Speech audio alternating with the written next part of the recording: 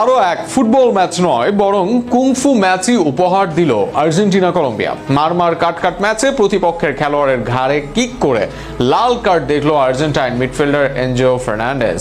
Messi ফিরেছেন, তবে করতে পারেননি কিছুই। তাকে তুলে নেওয়ার পরেই সমতায় যায় ম্যাচ। আরো বিস্তারিত থাকছে প্রতিবেদনে। কলম্বিয়াকে বলা হয় কুংফুর ফুটবল ভার্সন, অথচ এই কলম্বিয়াকেও যেন আজ হার মানিয়েছে আর্জেন্টিনা। পুরো ম্যাচের ন্যায় খেলার ৭১তম মিনিটে ঘটেছে আরো বড় কিছু। বল নয়, প্রতিপক্ষের ঘাড়ে পায়ের আঘাত করেছেন নিষেধাজ্ঞা থেকে ফেরা এনজো ফার্নান্ডেজ।